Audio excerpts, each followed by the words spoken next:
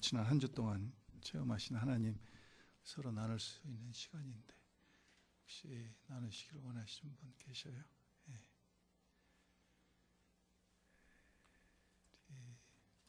안 계시면은 다 함께 일어나셔서 하나님의 말씀 사도행전입니다. 사도행전 27장 27절부터 37절까지 말씀. 27절부터 37절까지 말씀 같이 합독하고 우리 서로 인사하고 교제하겠습니다. 열 나흘째 되는 날 밤에 우리가 아드리아 바다에 이리저리 쫓겨가더니 밤중쯤 되어 사공들이 어느 육지에 가까워지는 줄을 짐작하고 물을 재어보니 20길이 되고 조금 가다가 다시 재니 15길이라. 암초에 걸릴까 하여 그 물로 단 넷을 주고 날이 새기를 고대하더니 사공들이 도망하고자 하여 이 물에서 닷을 주려는 채 하고 거루를 바다에 내려놓거늘 바울이 백부장과 군사들에게 이르되 이 사람들이 배에 있지 아니하면 너희가 구원을 얻지 못하리라 하니 이에 군사들이 거룻줄을 끊어 떼어 버리니라. 날이 새어가매 바울이 여러 사람을 음식 먹으라 권하고 가로되 너희가 기다리며 먹지 못하고 줄인 지가 오늘까지 열 나흘인즉 음식 먹으라 권하노니 이것이 너희 구원을 위하는 것이요 너희 중 머리터럭 하나라도 잃을 자가 없으리라 하고 떡을 가져다가 모든 사람 앞에서 하나님께 축사하고 떼어 먹기를 시작하매 저희가 다 안심하고 받아 먹으니 배에 있는 무리의 수는 전부 276인이더라. 아멘. 우리 서신 채로 같이 우리 인사하겠습니다. 사랑합니다. 환영합니다. 감사합니다.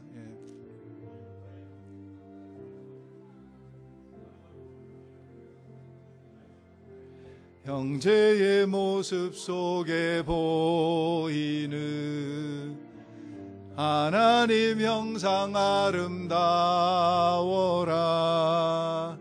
존귀한 주의 자녀 됐으니 사랑하며 섬기리. 자매의 모습 속에 보이는 하나님 형상 아름다워라.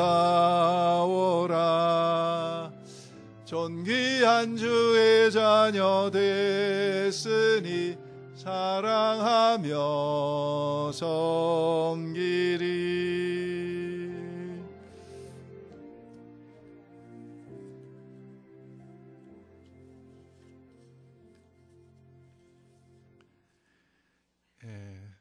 우리 데니스도 출장 잘 다녀오고 또 우리 아브라함 목사님도 오랜만에 자기 교인이십니다. 리버모에 사는 우리 아프간 크리스찬인데 교인하고 이렇게 같이 오랜만에 예배에 오셨어요.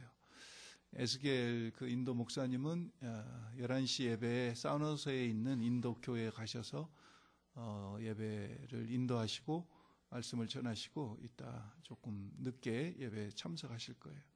이학주 형제도 시험 잘 보셨어요? 예, 같이 오셔서 반갑습니다. 여러분들 또 동산 모임 하시느라고 피곤하셨을 텐데 오늘 또 예배를 통해서 하나님의 위로하심과 회복하심을 또 다시 체험하는 그런 예배 되기를 소원합니다. 우리가 인생을 살다가 보면은 원든지 원하지 않든지 간에 우리 기대하지 않았던 일들을 많이 만납니다. 특별히 기쁜 일이면 좋은데 어려운 일, 아픈 일, 힘든 일 만날 때 우리가 참 많이 힘들어요. 여러분이 잘 아시는 그 자마를 시작하셨던 Jesus Awakening Movement for America라고 하는 그 자마를 시작하셨던 우리 김충근 장로님, 자마를 시작하시기 전부터 제가 이렇게 알고 그 알래스카 유니버시티 그 대학 교수로 계실 때부터 교제를 하면서 제가 알고 있었는데 그분의 그 간증집을 보면은 뭐 직접적으로도 그런 이야기를 많이 들었지만은 잘 아시듯이 한국에서 유학을 와가지고 20대 때 미국에서 한국 사람으로서는 최초로 미국 그 정치 역사를 전공으로 한 박사학위를 받으셨어요.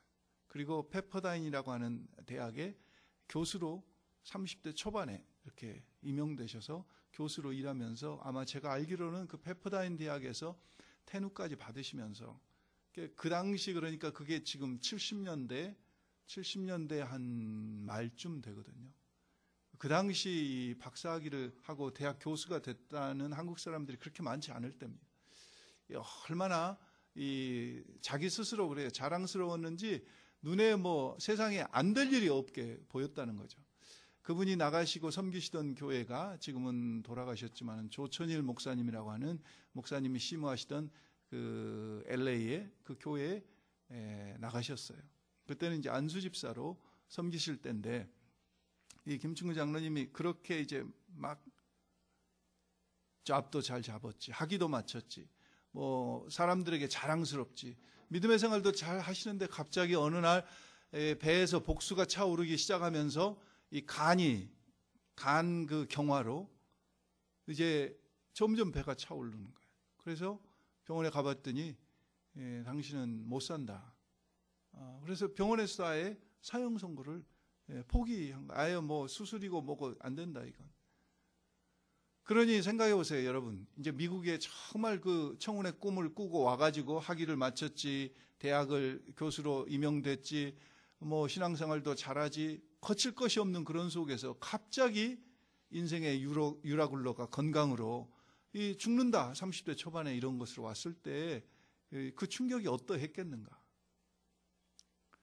그래서 이분은 우리가 잘 아는 대로 LA 인근의 그 빅베어라고 하는 그 산 속에 있는 기도원에 가가지고 이래도 죽고 저래도 죽으니까 하나님 앞에 아니면 죽게 아니면 살기로 그냥 금식하면서 하나님 앞에 막 계속 부르짖고 매어달린 거예요. 그런데 그 금식 기도하면서 하나님 앞에 부르짖는데 40일을 작정하고 들어가셨다든가. 근데 어느 시점이 되니까 갑자기 하나님께서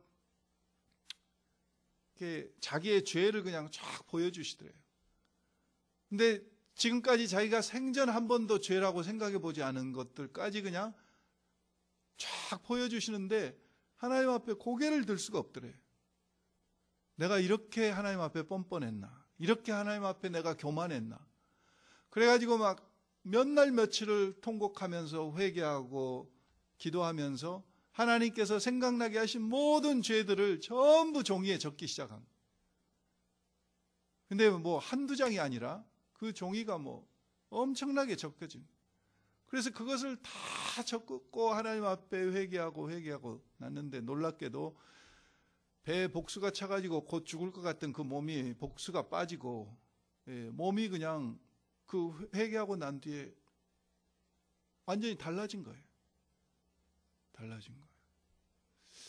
그리고 해서 그 위험에서 사형 선고를 받았던 그 위험에서 이제 살림을 받았어요. 그런데 우리가 잘 알듯이 2000년대가 들어가지고 또 자마를 통해서 열심히 세계적으로 미국 전국을 통해서 우리 2세들 사역을 열심히 하고 계시는데 제가 모노레이 가면은 가끔 가서 댁에 가서 이렇게 교제도 하고 은혜도 나누고 이야기를 하는데 언젠가 갔더니 꼼짝을 못 하시는 거예요. 왜 그러시냐고 그랬더니 골수암이 발병이 돼가지고 여러분 뼈에 암이 생기면은 그 죽는 겁니다. 간도 이게 아주 예민해서 죽는 거지만은 골수에 인생에 우리가 암을 치르는 거 한 번만 해도 그게 보통 쉬운 일이 아닌데 더군다나 그 60대 후반 지금은 이제 70이 훨씬 넘으셨지만은 60대 후반 때 골수암으로 사형 선고를 받으니까 이건 또 앞이 캄캄한 거죠. 그런데 그 모노레일 바닷가에 나가서 하나님 앞에 울부짖고 계속 기도하는 거예요. 그리고 그 골수암을 저주하고 내가 암에게 지지 않고 하나님의 능력으로 정말 계속 암을 저주하고 명령하고 꾸짖고 아주 본인의 말로 그러세요. 저한테 네가 죽냐 내가 죽냐 나는 어차피 뭐 죽을 몸이지만은 네가 죽냐 내가 죽냐 하면서 바닷가에서 계속 소리치며 하나님 앞에 울부짖고 기도하는 가운데 놀랍게도 하나님의 은혜로 또 그 골수암도 나은 거예요. 할렐루야.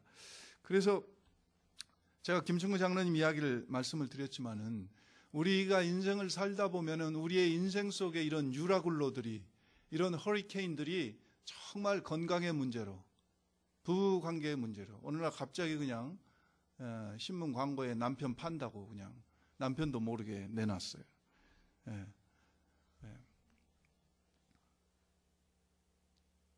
갑자기 부부관계가 이상해요.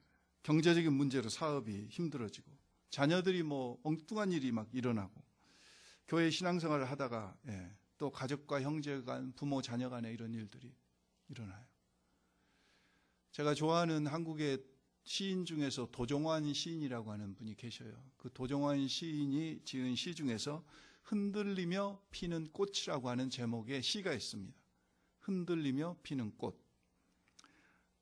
그 시 내용이 이렇습니다. 흔들리지 않고 피는 꽃이 어디 있으랴. 이 세상 그 어떤 아름다운 꽃들도 다 흔들리면서 피어나니 흔들리면서 줄기를 곧게 세웠나니 흔들리지 않고 가는 사랑이 어디 있으랴. 젖지 않고 피는 꽃이 어디 있으랴. 이 세상 그 어떤 빛나는 꽃들도 다 젖으며 피었나니 바람과 비에 젖으며 피었나니 바람과 비에 젖으며 꽃잎 따뜻하게 피었나니 젖지 않고 가는 삶이 어디 있으랴. 우리가 보기에는 꽃 자체를 보면 아름답지만은 그 나무가 그 꽃을 피우기까지 수많은 비바람과 이슬과 젖지 않고 피는 꽃이 어디 있느냐. 흔들리지 않고 피는 꽃이. 인생을 어느 정도 살다 보면은 여러분들의 삶 속에 다 크고 작은 상처들이 있고 흉터들이 다 남아있어요. 하나님이 치유해 주셨지만은 그 흉터들이 다 남아있는 그런 인생인 것을 우리는 부인할 길이 없습니다. 저도 목회를 하다 보면은 목회 속에서 유라굴로들을 많이 만나기도 해요. 근데 그게 유라굴로가 저 개인적인 문제가 아니라 여러분들의 아픔이 저의 유라굴로로 이렇게 느껴지는 거예요. 저는 정말 제가 우리 가족들에게는 미안할 정도로 기도를 못해요. 그러지만은 정말 그 시간에 여러분들 한 영혼을 위해서 그리고 여러분의 자녀들까지도 정말 눈물로 기도하는데 그런 사랑의 대상자들이 어떤 오해로 아니면 어떤 내 자신의 실수로 그 아픔을 느낄 때 저에게는 그게 목회의 유라굴로 같아요. 오늘 본문은 여러분들 잘 아시듯이 우리가 37절부터 27절부터 37절까지 읽었지만은 사실은 27장 전장을 가지고 오늘 잠깐 말씀을 좀 보려고 그래요. 우리가 잘 알듯이 사도 바울은 3차 전대행을 끝내고 예루살렘을 향합니다. 복음으로 인하여 그가 이제 핍박을 받고 참소당해. 예루살렘에서 그런 참소자들이 기다리고 있어요. 그래서 많은 사람들이 예루살렘을 가지 말라고 해요. 그런데도 사도 바울은 예루살렘을 향해서 가면서 우리가 잘 아는 사도행전 20장 24절에 보면은 뭐라고 이야기합니까? 나의 달려갈 길과 주 예수께 받은 사명 곧 하나님의 은혜의 복음을 증거하는 일을 마치려 하면은 내 생명을 조금도 귀한 것으로 여기지 아니하노라 선포하면서 예루살렘으로 가요.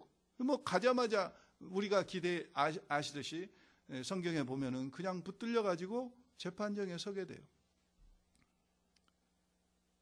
사도 바울은 꿈이 뭐였습니까? 3차 전대행까지 다 마치고 나서 그 꿈은 로마를 거쳐서 스페인 서바나에까지 가서 복음을 전하는 것이 꿈이었어요. 그런데 하나님께서 그 마음을 아시고 그 소원을 주신 하나님께서 사도 바울이 황제 가이사라에게 상소하게 하시고 가이사라에게 상소한 그 일 때문에 예루살렘에서 가이사라로 그리고 가이사라에서 다시 시돈에서 이제 무라라고 하는 지금 터키 남쪽에 있는 그 항구를 거쳐서 무라에서 배를 바꿔 타요. 가이사라에서 그 아구스도 대에 있는 율리오라고 하는 백부장이 이 죄수 사울을 호송하게 됩니다. 아구스대라고 하는 것은 황제 직할 부대라는 것이에요. 그 직할 부대의 백부장은 정말 빼어난 사람입니다.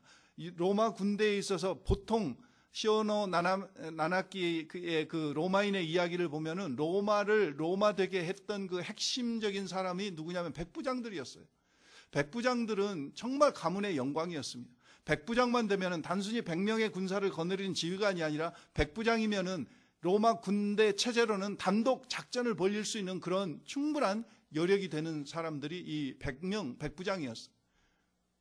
그런데 보통 백부장도 훌륭한데 이 율리오는 아구스도 대의 황제의 직속 부대의 백부장. 아주 뛰어난 사람입니다. 이 사람의 호송하에 바로 이제 호송을 가는데 아까 말씀드렸던 무라라고 하는 도시에서는 배를 갈아타요. 어떤 배로 갈아탑니까?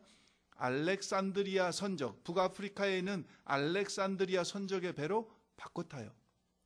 그리고 다시 터키 남쪽에 있는 니도라고 하는 항구를 거쳐서 지금 그레데 섬이라고 하는 지중해 사이프레스 섬 서쪽에 있는 그레데 섬으로 가요. 그래서 몇 항구를 지나서 그레데 섬에 있는 미양이라고 하는 것에 들립니다. 그때가 시기가 9월 말에서 지금 우리 태양력으로 10월 초쯤, 지금부터 한 달 반 전쯤 되는 그런 시기였어요. 자, 그래서 사도 바울이 그랬습니다. 겨울에는 우리가 잘 알듯이 여러분 고린도후서 11장에 보면은 사도 바울이 파선의 위험에 몇 번에 처했다고 그랬어요? 3번. 파선의 위험에서 3번 당했다고 그랬어요. 저는 그 고린도후서 11장 속에서 간증한 사도 바울의 이야기와 오늘 본문을 읽으면서 오늘 이 사도 바울이 당했던 이 유라굴로는 사도 바울이 3번 파선의 위험을 당한 것의 맨 마지막일 거다 그렇게 짐작이 돼요. 왜냐하면은 이때 로마로 가서는 사도 바울이 이제 거기서 감옥에 갇혀서 이제 죽게 되니까 아마 그 전에 그런 파선의 위험 경험이 있었던 것 같아요. 물론 사도 바울의 경험도 경험이지만은 무엇보다도 하나님께서 주신 그런 영감으로 사도 바울은 그레데서 미양에서 떠나지 말고 겨울을 지내야 된다 이렇게 이야기를 합니다. 그게 27장 초반에 나오는 이야기예요. 그런데 선주와 선장과 선원들은 사도 바울의 말을 안 들어요. 그리고 호송 장교였던 율리오 백부장은 사도 바울의 말보다는 선장과 선원들의 말을 듣고 미양에서 배를 띄웁니다. 그리고 276명이 탄 이 배가 대다수 사람들이 그레데서 미양에 머물기를 원치 않아요. 성경학자들의 조사에 의하면 그 당시 그레데서 미양에는 여자도 없고 술집도 없고. 그런데 생각해 보세요. 겨울을 몇 개월을 여자도 없고 술집도 없는 그런 데서 지낸다는 것이 이 선원들에게 대다수 사람들에게는 너무 무료한 거예요. 그래서 같은 그레데 섬이지만은 피닉스라고 하는 베닉스라고 하는 같은 항구가 있는데 그레데 섬에 몇 킬로만 더 가면은 거기서는 그 도시가 그레데 섬에서 가장 화려한 도시예요. 술집도 많고 여자도 많고. 그래서 거기만 가면은 겨울을 지나는데 그렇게 심심하지 않겠다. 그래가지고 사람들이 사도 바울은 가지 말고 이 미양에서 지내야 된다 그러는데 다수는 배를 띄웁니다. 잠깐 몇 킬로만 가면은 바로 베닉스라고 하는 피닉스라고 하는 항구에 도달할 텐데 배를 띄우자 그들의 의도대로 남풍이 불어가지고 배가 잘 가서 그들의 의도대로 가는 줄 알았어요. 근데 그것도 잠깐 갑자기 유라굴로라고 하는 허리케인과 광풍이 불기를 시작하더니 몇 킬로만 잠깐 가면은 도착할 그 베닉스를 뒤에 두고 이 배가 800킬로나 더 떨어져 있는 시실리 섬 바로 밑에 있는 멜리데라고 하는 그 섬에 14일 뒤에 도착하게 돼요. 오늘 본문 여러분과 제가 읽은 그 본문의 이야기는 바로 이 미양을 떠나서 멜리데 섬에 도착하기까지 14일 동안 배 안에서 이루어진 이야기가 사도행전 27장의 이야기입니다.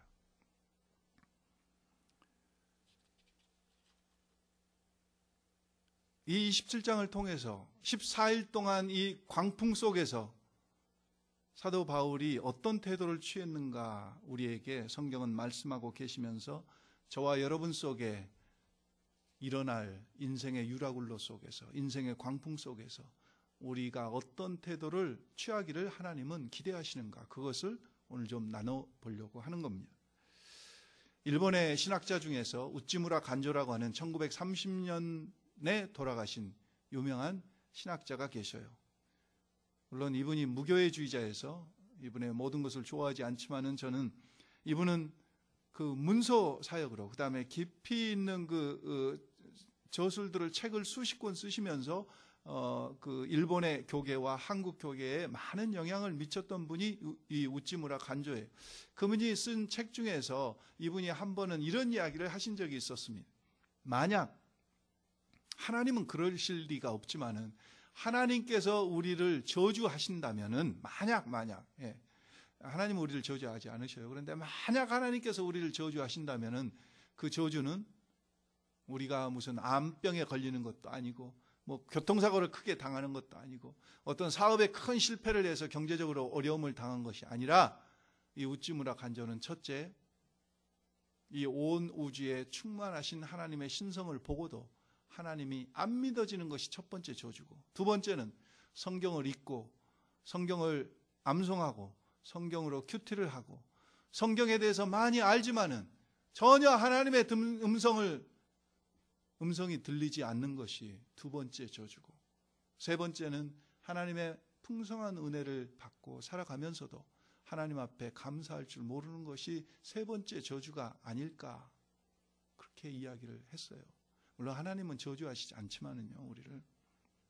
오늘 그런 시각에서 제가 오늘 본문을 보다가 정말 이 유라굴로 속에서 하나님께서 우리가 어떻게 하기를 원하시는가 몇 가지 발견한 것들이 있습니다. 첫 번째는 25절 말씀 보십시오. 우리가 27절부터 읽었지만은 아까 초두에 말씀드린 대로 오늘 설교를 사도행전 27장 전장에서 쭉 보겠습니다. 첫 번째 25절 보시면은 그러므로 여러분이 안심하라. 내가 내게 말씀하신 그대로 되리라고 하나님을 어떻게 한다고 그랬어요? 믿노라 그랬습니다. 첫 번째 유라굴로 속에서 하나님이 우리에게 기대하시는 것은 인생의 폭풍 속에서 무엇을 믿는다? 하나님을 믿는다.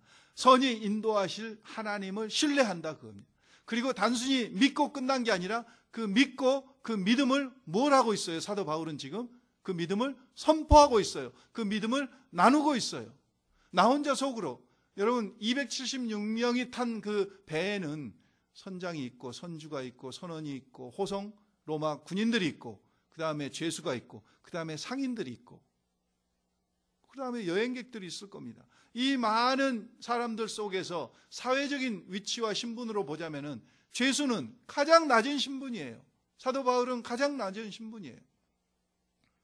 나 혼자 믿어지면은 그러잖아요. 내가 지금 여기서 드러내고 뭐 큰 소리 칠 여지도 아니고 나는 죄수인데 가만히 있어야 되는데, 사도 바울은 환상 속에서 천사를 통해서 주님 하나님이 말씀하신 그 말씀을 받고 그대로 나는 믿는다. 그리고 그 믿음을 속으로 가만히 두고 있지 않고 그것을 어떻게 하고 있어요? 23절부터 보면은 그것을 선포하고 있어요. 사람들에게 배에서 이야기하고 있어요. 주신 말씀 그대로 될 줄을 내가 믿는다, 확신한다. 여러분, 우리가 어떤 인생의 유라굴로를 만나더라도 정말 하나님을 신뢰하고 그 하나님이 나를 인도하고 계시고 그리고 그 하나님의 말씀대로 이루어질 줄을 확신하는 그 확신만 있으면요, 우리는 흔들리지 않아요. 흔들리지 않아요. 요한일서에 보면은 믿음이 뭘 이긴다고 그랬어요? 세상을 이기는 것은 곧 그것이니 너희의 믿음이라고 그랬어요. 믿음이 세상을 이긴다고 그랬어요. 믿음은 다른 게 아니라 하나님의 역사하심, 인도하심, 하나님의 약속을 신뢰하는 겁니다. 요한복음 4장에 보면은 수가성 우물가의 여인이 한낮에 물길로 나왔다가 제자들을 마을로 보내시고 혼자 계시는 예수님을 만납니다. 예수님께서 말을 걸어요. 수가성 우물가의 여인이 깜짝 놀랐습니다. 유대인으로서 이방인인 사마리아, 특별히 여자인 나에게 유대인 남자가 말을 걸었다는 것이 굉장한 충격이었어요. 물을 달라고 그럽니다. 그러면서 예수님께서 말을 하시죠. 네가 이 물을 기르러 오지만은, 네가 기르러 오는 이 물은 마시면 또다시 목마르지만은 나는 너에게 마셔도 영원히 목마르지 않을 물을 준다. 생명수에 대해서 말씀을 하셔요. 그리고 그 여인과 대화를 계속하십니다. 예배에 대해서 말씀하십니다. 예배를 드릴 때거나 예배를 드릴 때는 신령과 진정으로 드려야 되고 곧 예루살렘에서 예배를 드려야 되고, 그리고 바로 메시아에 대해서 말씀을 하자 그 여인 속에 믿음이 생겼어요. 그래서 내가 메시아를 만났다. 네 남편을 데려오라고 그러니까 여인이 솔직하게 고백을 합니다. 주님 앞에 고백하지 않아도 될 이야기를 해요. 내 남편 5이 있었는데 그것도 다 내 남편이 아니고 지금 있는 것도 내 남편이 아닙니다. 그 이야기는 메시아 대신 예수님을 인정하고 회개했다는 겁니다. 그러자 그 마음속에 하나님께서 주신 그 믿음을 가지고 이 여인이 마을 향해서 뛰어가요. 그러면서 내가 메시아를 만났다. 그리고 선포하기 시작해요. 믿음이 생겼어요. 가만히 둘 수가 없어요. 그래서 사마리아 사람들에게 계속 선포해요. 내가 메시아를 만났다. 마을 어귀에 있는 우물가에 있는 그분이다. 예수다. 그분이 메시아다. 선포하고 다녀요. 여러분은 오늘 30절에 보십시오. 30절에 보면 사공들의 이야기가 나옵니다. 배가 이제 무태 점점 가까웁니다.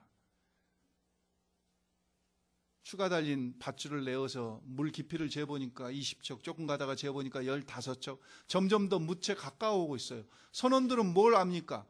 배가 무태 점점 가까워오면 반드시 이제 지금 배에는 짐도 버리고 도구도 다 버리고 다 버려가지고 배가 마음대로 운전할 수가 없어요.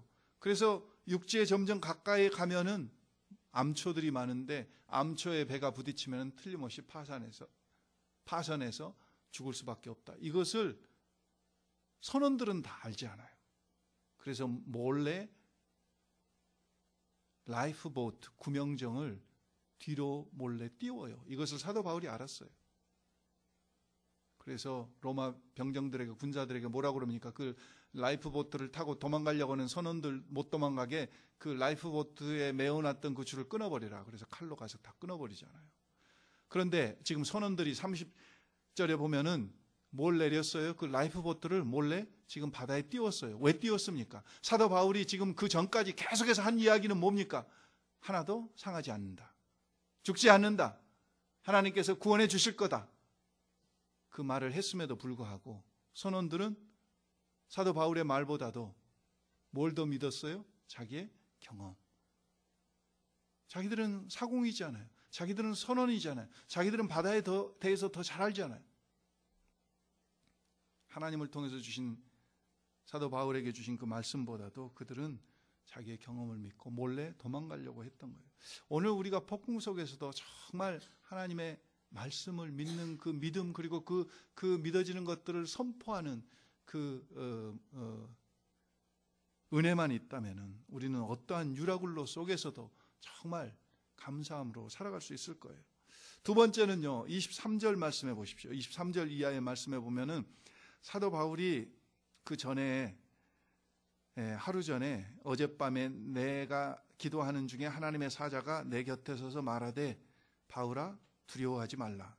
24절입니다. 내가 가이사 앞에 서야 하겠고 또 하나님께서 너와 함께 항해하는 자들을 다 내게 주셨다 하였으니.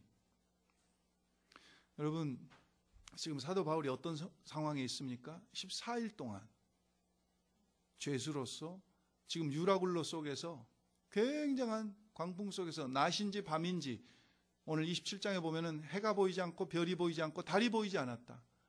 그러니까 밤에도 캄캄했어요. 계속 배는 흔들리고 풍랑 속에서 폭풍 속에서 배에 있는 모든 것들을 다 버렸어요. 그럼에도 불구하고 배는 계속 흔들리고 완전히 살 소망이 구원의 여력이 전혀 없습니다. 절망 가운데 있어요. 기진맥진에 있어요. 기진맥진에 있고 그 허기진 속에 있는데 그 속에서 사도 바울은 뭘 했다고요? 하나님의 사자의 음성을 들었다는 거죠. 음성을 들었어요. 여러분 우리 정영재님이 준비해 주신 그 조슈아 벨 그 유튜브를 잠깐 볼까요? 우리가 어떤 풍랑 속에서도 어떤 어려움 곤고함 속에서도요 이 온 우주 속에 하나님의 음성과 하나님의 말씀이 충만함에도 불구하고 사람들은 그걸 듣지 못해요. 그런데 그 유라굴로 속에서 유일하게 276명 속에서 한 명 사도 바울은 그 음성을 하나님의 음성을 들은 거예요. 잠깐 우리 보겠습니다. 처음부터 우리 다시 한번 소리하고 같이 소리가 나오나요?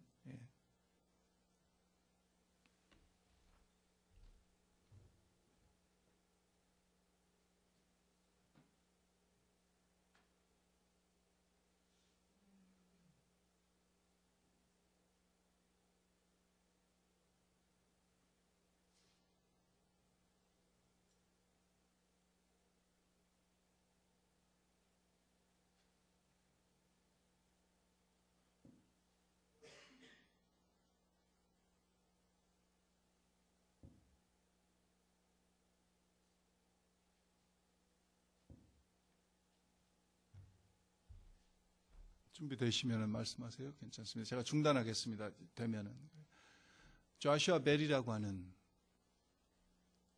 세계적인 바이올리니스트입니다. 워싱턴 포스트라고 하는 신문에서 2007년 1월 21일 금요일 날 아침 7시 51분에 워싱턴 DC에서 가장 바쁜 서브웨이 지하철 역인 랑팡 플라자 스테이션이라고 하는 그 플라자 그 서브웨이 인도에서 이 조슈아 벨이라고 하는 1967년도 태생이니까 지금 뭐 40대 후반 정도 됐겠죠.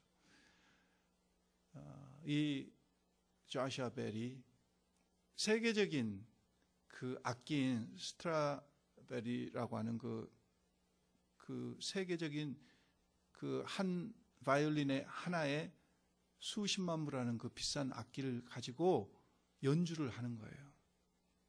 워싱턴 포스트에서 기획을 했어요. 사람들의 프라이어리티하고 그 다음에 관심을 좀 측정하기 위해서 일부러 이 조슈아 벨하고 아침 출근 시간대, 그것도 금요일 날 가장 번잡한 서브웨이 스테이션에서 블루진 바지를 입고 워싱턴 내셔널 야구팀의 캡을 모자를 쓰고 그 다음에 그 악기를 연주하는 거예요.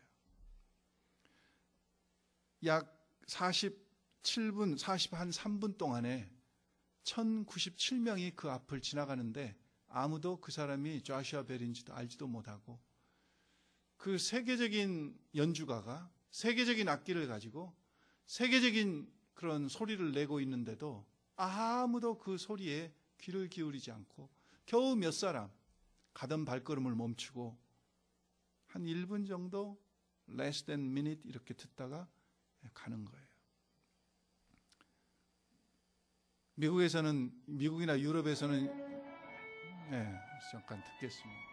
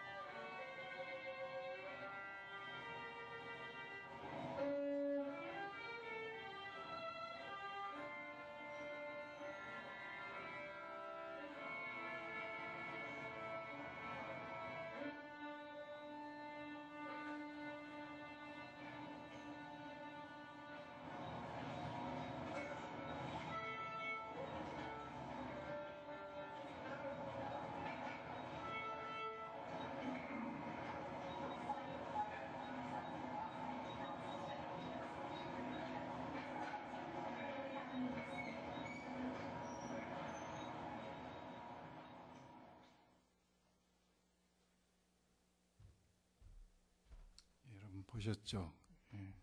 저렇게 사람들이 분주하게 다니면서 그래서 워싱턴 포스트에서는 장문의 기사를 썼어요. 저 실험을 통해서. 근데 저는 그것을 읽으면서 이제 영적으로 도입하자면은 무슨 생각이 드냐면은 우리가 아는 시편 19편의 말씀대로 날은 날에게 말하고 밤은 밤에게 말하고 들리는 소리가 없대.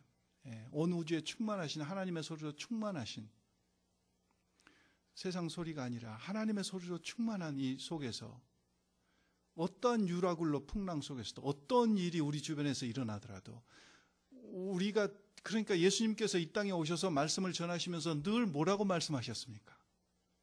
들을 귀 있는 자는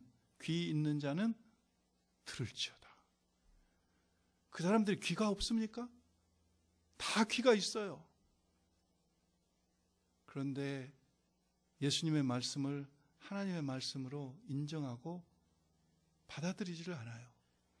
오늘 저렇게 여러분 좌시아 벨 연주회를 한번 가서 보려면 수백 불씩 내야 되는데 그 수백 불씩 안 내고 길에서 저렇게 오랫동안 연주하고 있는데 아무도 관심을 불과 한 7명 정도 이렇게 잠깐 듣는 채 하다가 나중에 거친 돈도 보니까 한 30여 불 그 바이올린 케이스에 돈 동전 던져주고 가는 거예요. 오늘 하나님의 소리가 이 온 우주에 충만하고 있는데 사람들은 자기 갈 길이 바빠서 코앞의 일이 그냥 급급해서 아까 보셨죠? 사람들 필름을 빨리 돌리면서 사람들이 바쁘게 얼마나 자기 일에 그냥 급급해서 전혀 관심이 없어요. 오늘 이 온 우주에 충만하신 하나님의 말씀 들을 귀가 없어요. 들을 귀가 없어. 오늘 여러분과 저에게 들을 귀를 주신 하나님을 찬양하고 감사합니다. 정말 우리는 얼마나 감사한지 모르겠어요. 빌립보의 자주장사 루디아라고 하는 사람도 사도 바울이 신라와 함께 기도처에 왔다 갔다 하다가 말씀을 전하니까 그 물감장사 자주장사 여자의 귀가 열린 거예요. 하나님의 음성으로 사도 바울과 신라의 이야기가 들린 거예요. 그래서 최초로 빌립보 교회에 개척하는 개척 멤버가 됐지 않습니까? 가이사라에 있었던 백부장 고넬료도 기도하는 중에 하나님의 사자의 음성을 듣지 않습니까? 옆바에 있는 베드로를 초청하여 데려와라.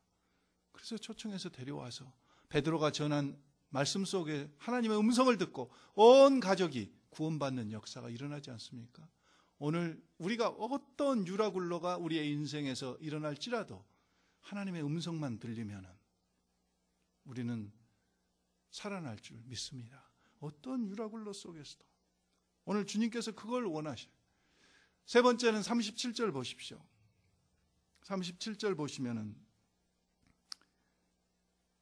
배에 있는 우리의 수는 276명이라 하고 그 전에 35절부터 보시면은 떡을 가져다가 모든 사람 앞에서 하나님께 축사하고 떼어 먹기를 시작하며 여러분 축사는 뭡니까? 어떨 때 하는 겁니까? 우리 지난번 안수 예배 드릴 때 우리 한명철 목사님 오셔서 축사하셨는데 축사는 어떨 때 하는 겁니까? 좋을 때, 기쁠 때, 감사할 때, 좋은 일이 있을 때 축사하는 거예요. 그러죠? 그런데 오늘 사도 바울은 지금 14일 동안 배에서 보통 풍랑이 아니고 보통 항해가 아니고 제가요 여러분 배멀미 해보신 경험 있으세요? 잘 없으셔요? 저는 한 2번 제가 기억에 남게 심하게 배멀미 해보는 경험이 있어요. 저는 원래 배멀미를 안 하는 줄 알았어요. 그런데 몸이 약해지고 컨디션이 약하면은 하더라고요.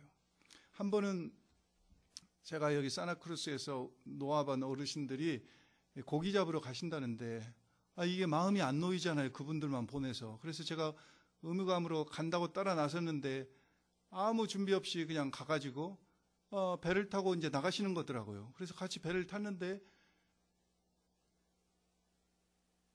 그 딥시 피싱을 가신다고 배를 타신 거예요. 근데 조금 가니까 바다가 그러잖아요. 멀리서 이렇게 보면은 참 아름답잖아요. 근데 직접 배를 타고 거기 가서 들어가서 배를 타고 있으면은요, 이 아름답다는 생각이 전혀 안 나고 이건 죽느냐 사느냐 하는 문제예요, 진짜. 이거 멀리서는 이렇게 하지만은 배를 타고 거기서 있어 보면은 진짜 이게 아무 생각이 안 나요. 머리가 하얘지면서요, 5시간, 6시간 동안 속에 있는 거 다 토하고 정신이 하나도 없어요. 오직 땅밖에 생각이 안 나요. 땅을 언제 돌아가냐, 몇 시에 돌아갑니까 지금. 맨 그것만 물어보지 똑같은 말을 몇 시에 도착하나요. 그 시간만 보고 그러지 뭐 고기 잡이고 뭐고 전혀 생각이 안 나요. 한 번은 제가 텍사스에 있을 때 손님이 오셔가지고, 손님 목사님 오셔가지고, 텍사스에서는 구경할 게 없잖아요. 휴스턴에서 있을 때인데, 달라스에 있을 때. 텍사스에서는 진짜 아무것도 볼 게 없어요. 갤베스턴에 있는 우리 데니스가 출장 자주 가는 나사 본부 있는 거기, 그거 하나 보면은 갈 데가 없어요. 그래가지고 이분이 멀리서 한국에서 오셨는데 제가 할 수 없이 모시고 유일하게 다른 것이 있다면 딥스 피싱 가는 거예요. 그래서 딥스 피싱을 한번 갔어요.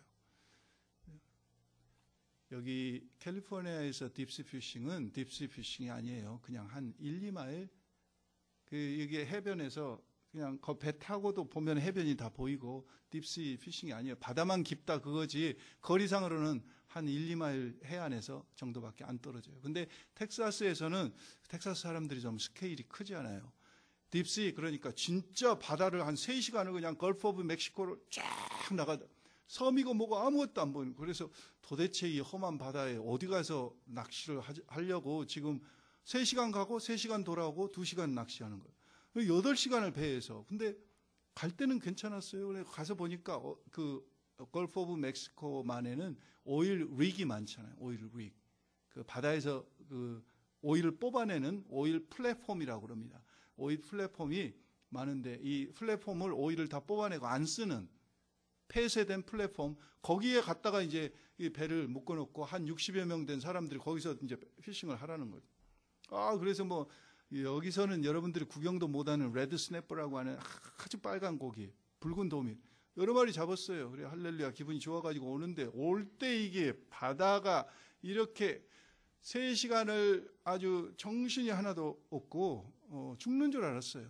근데 여러분 지금 사도 바울이 며칠 동안 이러고 있다고요? 14일 동안. 저같이 무슨 3시간, 5시간 기게 아니고 14일 동안 낮과 밤이 없이 정신없이 지금 그 속에. 그리고 자기 신분이 뭡니까? 자기는 죄수예요. 자기는 선장도 아니에요.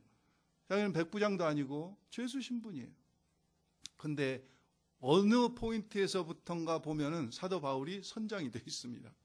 사람들을 놀라지 말라, 두려워 말라 막 하고 그러면서 사도 바울이 다 그 역경 속에서 정말 그래서 그 33절에 보면은요. 날이 새어가며 바울이 여러 사람에게 음식 먹기를 권하여 이르되 너희가 기다리며 먹지 못하고 줄인 지가 오늘까지 얼마라고요? 열나흘인즉.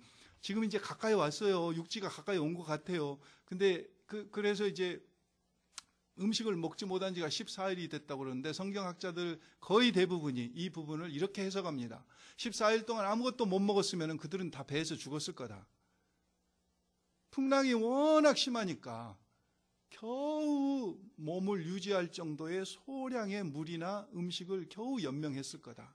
그런데 이제 지금 물길을 재어보니까 20길, 15길 점점 육지에 가까워 있는 것이 드러나자 이제 떡을 내놔가지고 사도 바울이 본인 축사하고 그 먹는 거죠.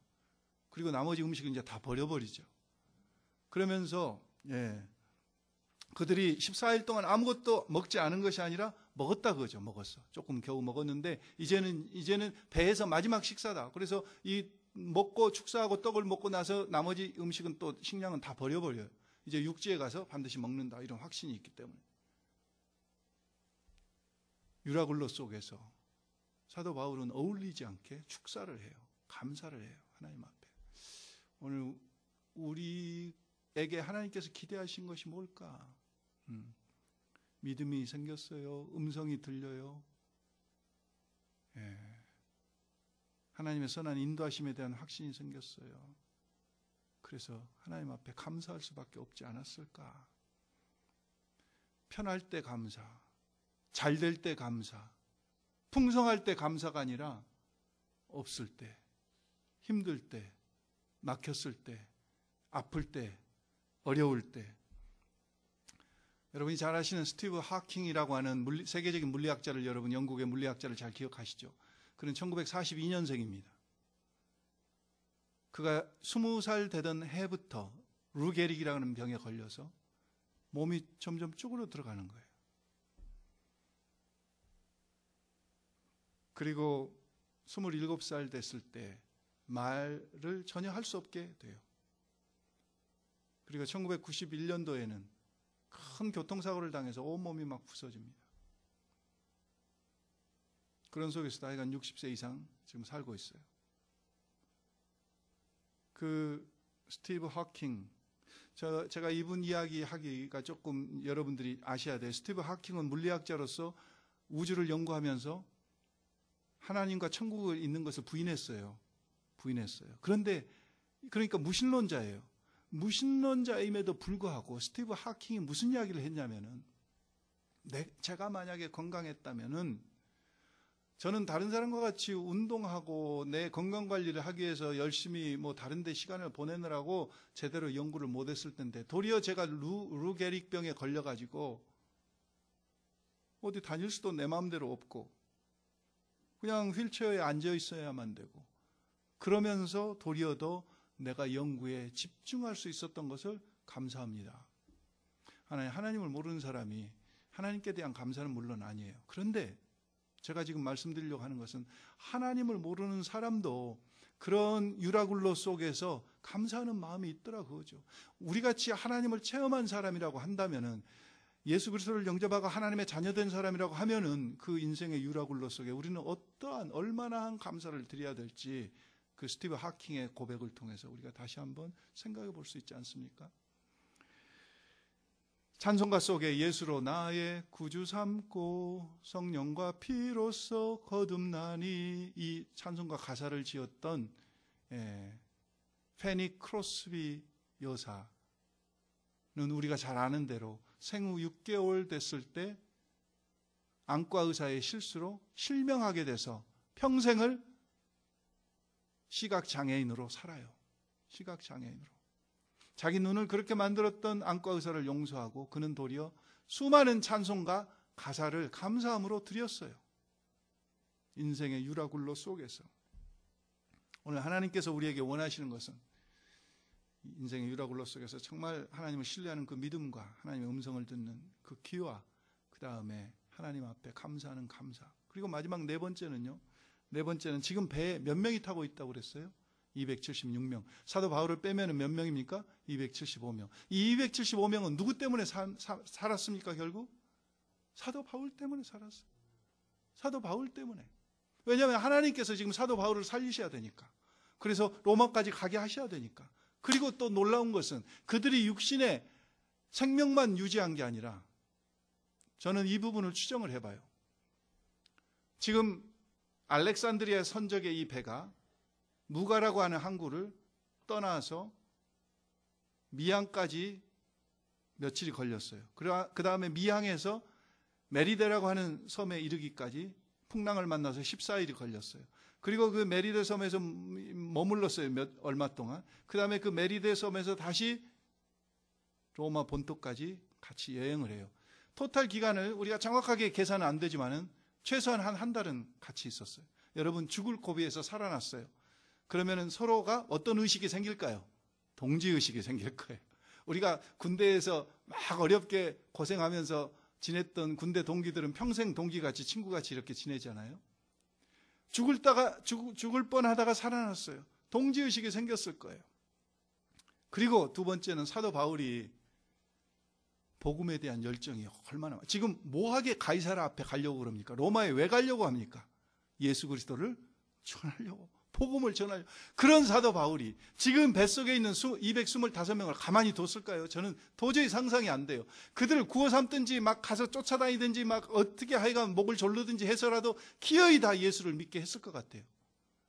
그런 의미에서 생각한다면 저는, 물론 그 중에서도 예수를 안 믿는 사람도 있었을지 모르겠지만은, 그런 기적, 그런 이적을 체험하고 나서 안 믿을 사람은 거의 없었으리라고 추정이 돼요. 사도 바울을 통해서 그들은 육신적으로 생명을 구했을 뿐만 아니라 영적으로 구원받았다는 거죠.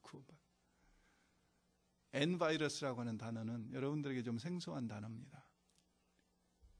사회학에서 쓰는 단어래요. 사회학에서.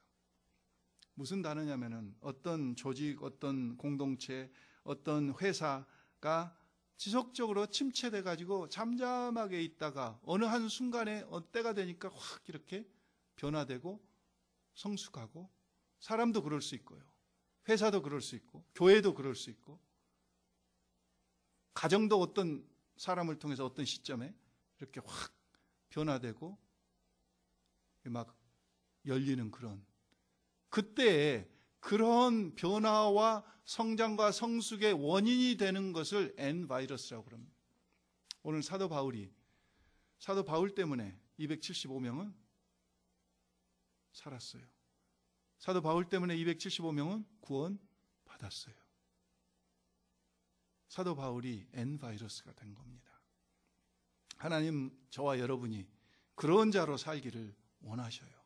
오늘 우리가 어느 조직, 어떤 모임, 어떤 단체, 어떤 회사에 가든지 정말 하나님을 믿는, 복음을 붙들고 사는 자로서 N바이러스가 돼서 주변을 살리고 사람을 살리는 그런 사람이 되기를 하나님은 원하신다는 거예요. 그런 분으로 저와 여러분이 하나님 앞에 쓰임받기를 주의 이름으로 축원합니다. 예. 제가 오늘 4가지 것 말씀드렸어요. 다음 주일이 추수감사주일로 저희는 드립니다. 항상 감사드려야 되고 평생 감사드려야 되지만 1년 동안 특별히 우리가 감사할 것들을 또 기억하면서 하나님 앞에 감사를 드립니다. 감사라고 하는 단어는 헬라 말로 카리스라고 하는 단어입니다. 이 카리스라고 하는 단어에서 영어로 thank라고 하는 thank, thank라고 하는 단어가 나왔는데, 이 thank는 어디서 또 나왔냐면은 think라고 하는 단어에서 나왔어요. 생각한다, think, 생각한다. 동물은 환경에 따라서 그냥 바로바로 반응을 해요. 그렇죠? 동물은 좋으면 좋다고 그러고 싫으면 싫다고 그러고. 근데 사람은 환경에 따라서 바로 반응하는 것이 아니라 생각하면서, 하나님을 생각하면서, 하나님의 섭리를 생각하면서, 하나님의 약속을 생각하면서 우리는 감사함으로 반응하는 것이 동물과 사람의 다른 거예요. 다른 거예요. 우리가 우리의 인생의 수많은 유라굴로들을 지나왔고 앞으로 기대하지 않지만은, 기대하든지 안 하든지 우리의 기대와 상관없이, 우리의 소원과 상관없이 우리는 우리의 인생의 유라굴로들을 만날 겁니다. 그 유라굴로 속에서 오늘 사도행전 27장의 사도 바울을 통해서 보여준 이 4가지 태도들을 우리가 기억하면서 정말 하나님 앞에 N바이러스로 쓰임받는 저와 여러분, 우리 출라이트 교회가 될 수 있기를 주의 이름으로 축원합니다. 기도하겠습니다. 살아계신 아버지 하나님, 감사합니다. 감사할 조건과 환경이 있어서 감사하는 게 아니라 정말 인생의 유라굴로 속에서 이해할 수 없는 상황 속에서도, 지금은 이해하지 못하지만 그러나 한 가지 우리가 아는 것은 하나님은 사랑이시고 하나님은 약속을 변개치 않는 분이시고 하나님은 우리를 통하여 그분의 뜻을 이뤄가고 계신 분이심을 저희가 확신하기에 어떤 유라굴로 속에서도 하나님 앞에 감사할 수 있는 저희들 되게 하시옵소서. 하나님의 인도하심을 신뢰하게 하시고 우리의 심령의 귀를 열어주셔서 하나님의 음성이 들리게 하시고, 그리고 정말 감사할 수 없는 속에서 감사하게 하셔서 사도 바울로 말미암아 275명이 구원받았듯이 우리 사랑하는 성도들로 말미암아 그 사는 동네와 회사와 가문과 학교와 이 지역이 정말 구원받고 복받는 놀라운 역사가 일어날 수 있도록 저희를 사용해 주시옵소서. 하나님 감사드립니다. 예수님의 이름으로 기도했습니다. 아멘.